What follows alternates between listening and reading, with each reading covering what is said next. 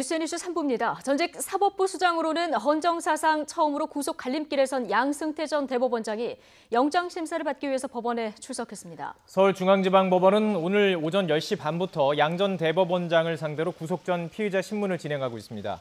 양 전 대법원장은 일제 강제징용 소송 등 각종 재판에 개입하고 비판 성향 판사에 인사불이익을 주는 등 40여 개 혐의를 받고 있습니다. 사법농단 의혹으로 한 차례 영장이 기각된 박병대 전 대법관은 두 번째 영장 심사를 받고 있습니다. 서울중앙지방법원은 오늘 오전부터 박 전 대법관을 상대로 구속 전 피의자 신문을 진행하고 있습니다. 박 전 대법관은 법원 행정처장 등을 지내며 재판 개입과 판사 블랙리스트 의혹에 관여한 혐의로 지난해 12월 구속영장이 청구됐지만 기각됐습니다. 수도권과 충청, 호남 등 전국 대부분 지역에 초미세먼지 주의보가 내려진 가운데 고농도 미세먼지 비상 저감 조치를 시행하는 광역자치단체가 전국으로 확대됐습니다. 환경부는 울산, 경남, 경북, 강원, 제주 등 5개 시도가 공공부문을 중심으로 미세먼지 비상 저감 조치를 어제부터 도입했다고 밝혔습니다. 5개 시도는 공공기관 차량 이부제, 공공사업장, 공사장 가동 조정, 도로 청소차 운영 확대 등의 조치를 시행할 예정입니다.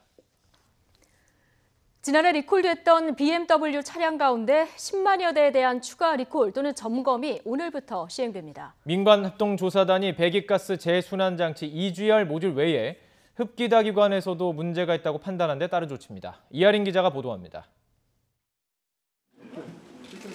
지난달 민관합동조사단은 BMW 차량 화재 원인을 발표하면서 기존에 지목된 배기가스 재순환장치 EGR 모듈 외에 흡기다기관 결함 가능성도 지적했습니다. 결함 EGR 쿨러에 의해 오염되거나 약화되어 물리적 파손이 있을 수 있고 실제 EGR 모듈을 교환한 리콜 차량에서 10월 1일 520D 화재가 발생한 바 있기 때문에 흡기관의 점검 후 교체로 EGR과 연결된 흡기다기관은 냉각수 누수가 발생하면 침전물이 쌓이는 곳으로 이 침전물에 불티가 붙으면서 화재가 났다는 게 조사단의 결론입니다.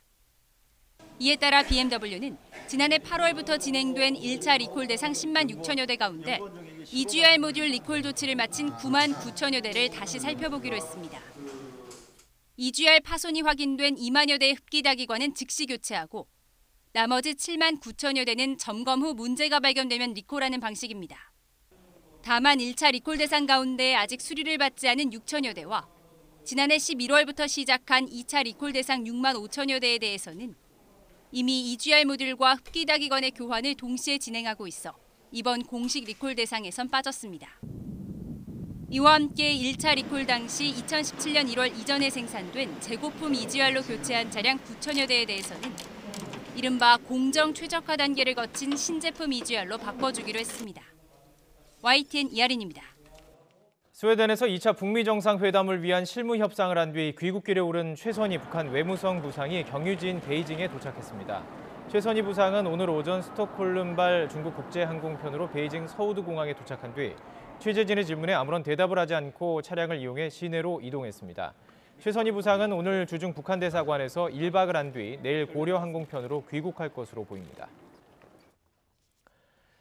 일본과 러시아가 영토 분쟁을 벌이고 있는 쿠릴 4개 섬에 대해서 아베 일본 총리와 푸틴 러시아 대통령이 정상회담을 갖고 논의했지만 이렇다 할 진전을 이루지는 못했습니다.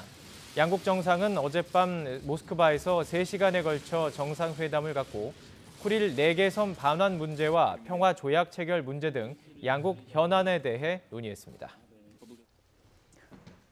네, 1월 23일 수요일 뉴스앤이슈 마치겠습니다. 네, 잠시 뒤 2시에는 노종면의 더 뉴스가 이어집니다. 시청해주신 여러분 고맙습니다.